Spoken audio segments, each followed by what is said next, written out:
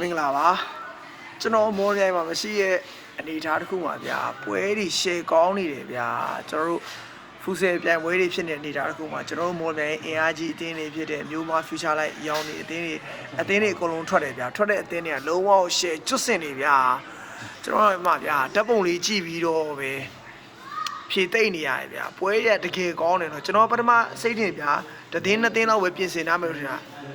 တော်တော်ပြင်ဆင်ထားတယ်ဗျာလက်ရှိအဲ့ဒီဘာဆိုလားအသင်းတွေအကုန်လုံးကလည်းအကုန်လုံးနှီးပါတော့ပြင်ဆင်ထားတယ်ကျွန်တော်တို့ local player တွေလည်းပါတယ် foreigner player တွေလည်းပါတယ်ကျွန်တော်ရန်ကုန် player တွေလည်းပါတယ်ဆိုတော့ပြိုင်ဘက်တွေကောင်းတယ်ဗျာတကယ်မိုက်တယ်သွားကြည့်စေချင်တယ်ဗမာလဲဆိုလို့အခုပွဲရတော်တော်လေး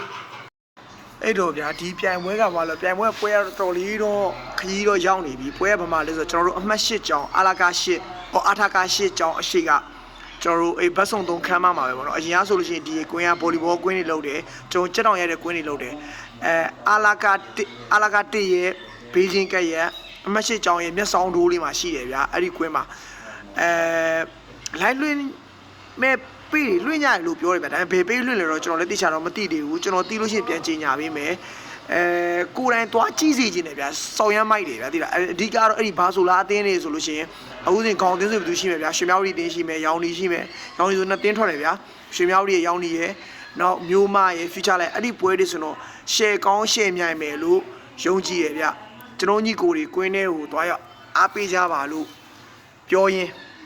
ကျေးဇူးပါ